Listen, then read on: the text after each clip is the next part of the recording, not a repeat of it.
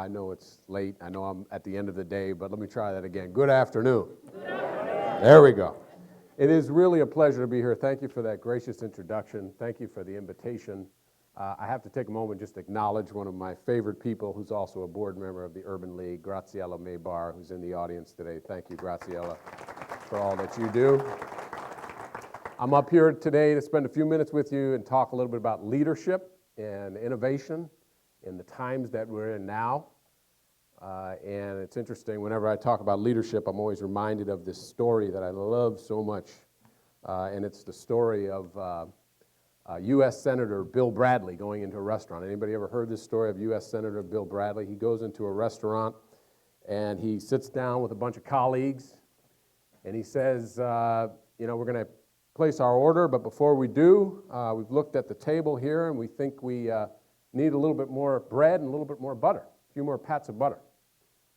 The waiter looks at Senator Bill Bradley and says, "I'm sorry, sir, our restaurant has a very strict policy on pats of butter."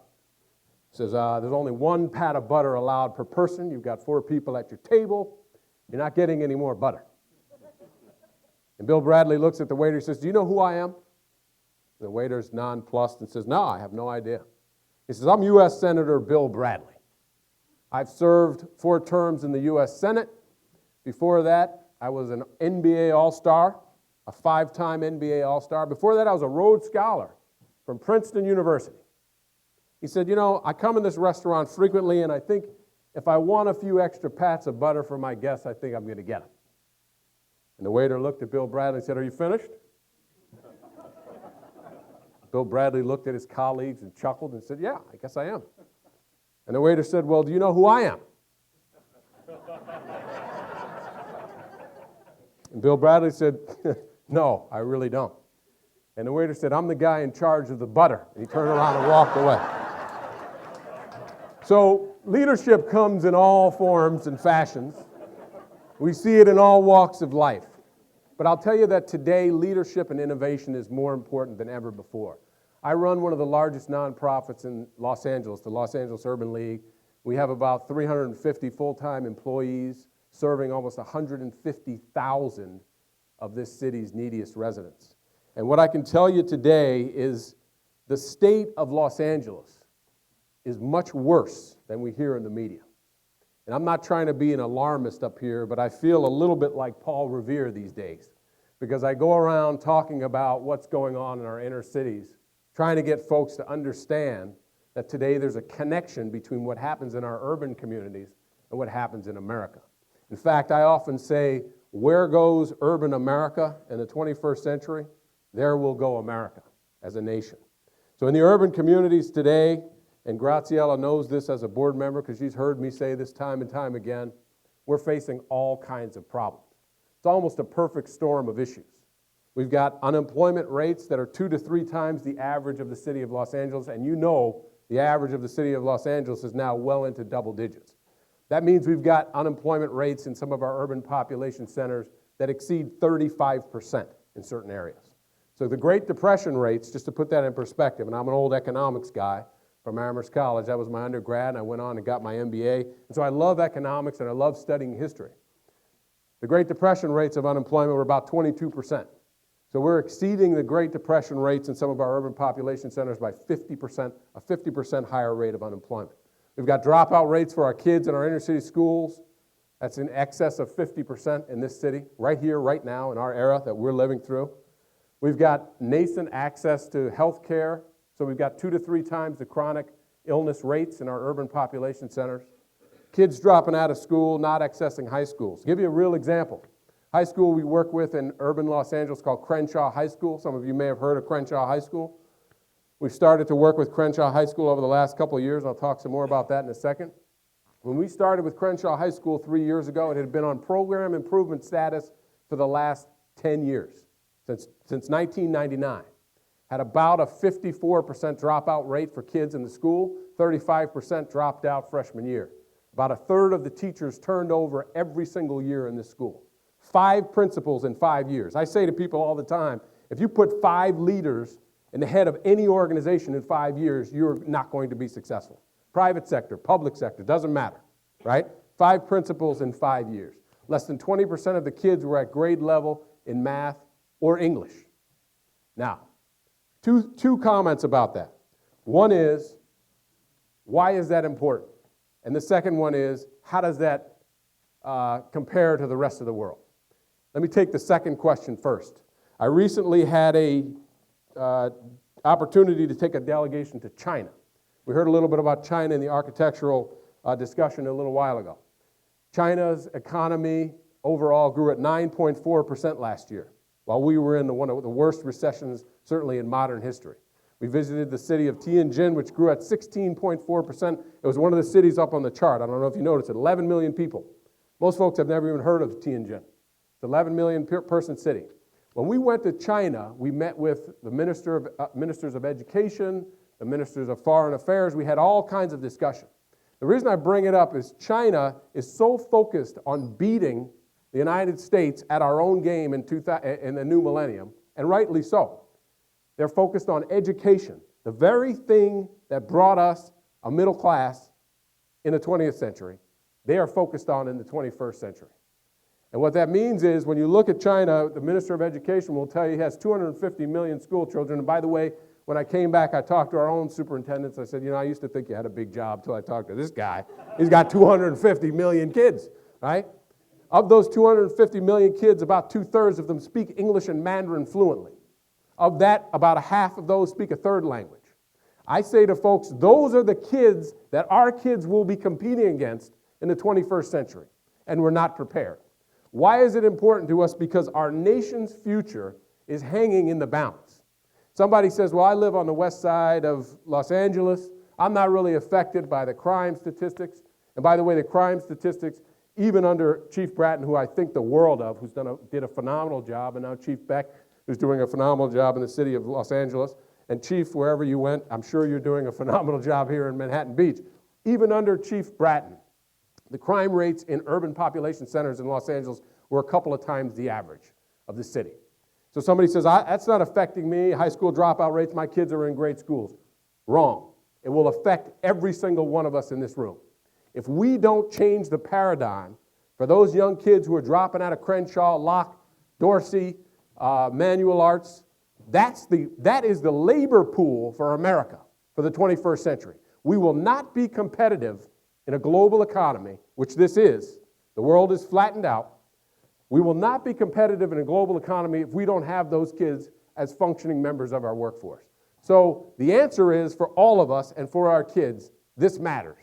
I would argue this is the single most important question and issue facing America today. It's more important than all of the other issues from my perspective. And granted, I'm biased. But if we don't solve this, we fall to a second-rate nation in the next 2 decades. It's as simple as that. The math does not work out. You cannot continue to grow an economy in this direction and have a shrinking labor pool. The two lines inevitably must cross. And so what that led to at the Urban League was we said, look, we've been at the work we've been doing for a long time, and we've been doing a pretty good job of it. But we haven't been transforming communities. So how do we take a step back and do something different? In the 21st century, how do we build innovative models? Because in my opinion, innovation is going to be the key to how we change and transform our social issues in the 21st century. And if you really stop and think about it, in some ways, it feels like we've kind of gotten away from innovation. It feels like we've gotten to a status quoism, to make up a word. It feels like we've gotten to a comfort level. And that's part of a deteriorating orbit. You can't be comfortable with a deteriorating orbit. And so at the Urban League, we took a step back, and if you can put the slide on, and we said, listen, what if we take a different look at the way our model works? What if we take a look that says you really can't change a community by focusing in on one discipline? We were doing a great job up here doing education and employment things. We were focused on those. We're one of the biggest job resource centers in the county of Los Angeles. We were doing all kinds of things with after-school programs and young kids and mentorship programs. But what we realized is, you know what?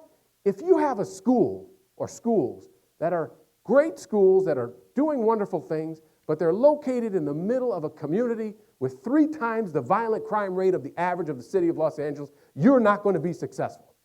In Crenshaw High School, the year we started, there were 8 kids who died violent deaths on the streets of Los Angeles in the first 8 months of the year.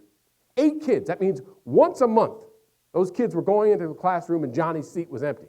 When we sat down with a group of teachers and said, what's your biggest need at Crenshaw High School? And I thought they'd say, you know what? We need books. We need more teachers. We need more principal stability. They said, by far, violent crime. Stop the crime around this school. If you don't stop the crime, we can't teach our kids. And sure enough, if you look at the statistics for Los Angeles Unified School District today, 1/3 of the kids in a 700,000 student school district are suffering from post-traumatic stress disorder today. That's close to the statistics for Vietnam veterans coming back from the war 40 years ago. It is simply unacceptable. In the area surrounding some of these schools, you have situations where almost 1/3 of these kids are getting pocket checked in certain instances every day, meaning that they have to walk through a barrage in order to get to school. So safety affects education. Health affects employment. If you're not healthy, it doesn't matter what your training is. It doesn't matter what your ambition is. If you have a chronic illness or your children have chronic illnesses at 2 to 3 times the rate of the rest of the population, you can't go to work. So all we did was we took a step back and we said, really, we've got to come at this holistically. We've got to build a model that recognizes that employment is related to health, safety is related to education, and everything is related to housing. If I'm losing my home, you can't tell me I'm going to go and be in this principal's face advocating for my kid. It's just not going to happen. The Maslow's hierarchy takes effect. And what I'm concerned about is keeping my house and a roof over my head. And I tell Johnny at home, you know, Johnny, I'd love to go see your play today or support you at school, but right now I'm fighting to keep my house. And that's what's happening in many of our communities across this city and state. And so this model says we've got to take this holistically. We've got to pull these 5 levers of education, employment, safety, health, and housing in order to be truly transformative in a community. We launched this model called Neighborhoods at Work in South Los Angeles 3 years ago. Crimes are down about 35%. The school's graduation rate jumped 10% the first year. We formed an alliance with USC, so a major university coming in with a major nonprofit and focusing in with the schools and with the school and teacher and parents and community and other community-based organizations to truly try to transform that high school. We recognize that the high school in any highly functioning community in America is the center point of that community. And so if you have a broken heart, if you have a dysfunctional high school, it makes it really hard to have a functioning community. So we had to stabilize that high school. Crime is down. We're doing all kinds of obesity programs now to fight obesity and chronic illness, and we have about 150 collaborative partners that are working with us. Innovations are the key. And so we're trying to now, the next steps for us are to replicate and scale this model, not just across the city, but across the state and even across the country. And I'll give a plug for the administration here. The Obama administration is launching something called Promise Neighborhoods, which is really this kind of model and recognizing the power of the holistic approach. The Los Angeles Urban League is a great convener. I've realized that our greatest asset is probably not just that we've been around for 89 years, not just that we touch the lives of so many people, not just that we have such a fabulous board of directors, but that we have a convening power. We have the ability to bring 150, we have the ability to bring 150 partners together, to have Chief Bratton sit down at the table with the city attorney and the sheriff and the school police, something they've never done before, and figure out how to create safe zones around high schools and middle schools and create programs so the kids can have safe passage. And so that's really what we're doing. And around that whole thing has to be high expectations. And let me just close on this. I think if we think about quite often, all too often, what can we do? Somebody says, well, you know, I don't know what I want to do. And I thought that the chief did a great job of giving us some thoughts on that. But let me give some tangible things, and then I'll take my seat. One is this notion of high expectations. There's a lot of studies out there that have shown that if you take 2 kids, put one in a household of high expectations and one in a household of low expectations, the high expectation kid will outperform the low expectation kid across the whole spectrum of academic performance issues and indices. So what does that mean for us? Not only set high expectations in our own household, go into other communities and help raise the level of expectations for young kids. In some of the high schools that we work with, and by the way, I'm heavily immersed in education, all the way from being a trustee at Amherst College, being on the board of counselors at USC, all the way down through the educational system, on the board of charter schools, all the way down. We run daycare centers at the Urban League, one of the largest in the county. So pre-K all the way up. And I will tell you, this notion of high expectations should never stop at your household's doors. If we're going to change the paradigm that America's faced with, we have to raise the expectations of kids all across this city. And so many of our kids are in foster care, over 50% in some of these high schools, which means that they don't go home to traditional high school. So the opportunity to go in and volunteer and help a young person set the highest bar possible is a critical part of this. The second thing I'd say is, and that's also, by the way, a critical part of our model. The second thing I'd say is recognize the power of diversity. This is really so important to our society. As we become a minority-majority city and nation, there's nothing wrong with that. We shouldn't be fighting it. I've been through so many corporate seminars. My private sector background is much longer than my background in the nonprofit sector.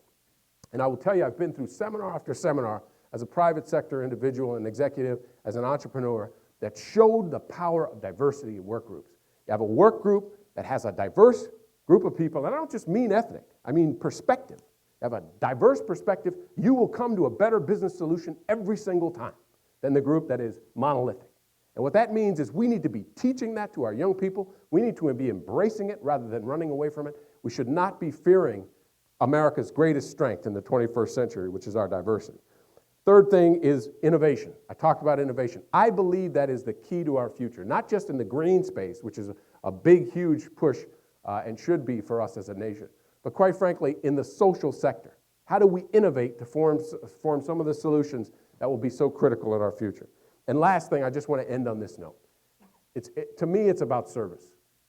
It's not, my life has been dedicated to the community, in part because I feel like that's my calling. But even if that's not your calling, doesn't matter whether you're a doctor, a lawyer, or whatever you do, there's an opportunity to serve. We work very closely with Big Brothers, Big Sisters of America here in Los Angeles. I sat down with their CEO a couple of years ago. He told me that he had 1,200 slots. 1,200 slots in South Los Angeles alone for kids who he was trying to match. And most of those kids, the vast majority, are black and brown kids who are looking. It doesn't matter what your ethnicity is. That's our future. And so I say to folks, there's an opportunity to serve, get 3 or 4 hours a week, and get involved in the lives of one of these young kids and change America's future. And so I'm asking you to pick up that mantra and serve in any way that you can, and I know I'm preaching to the choir on that one. Thank you so much. It's been wonderful.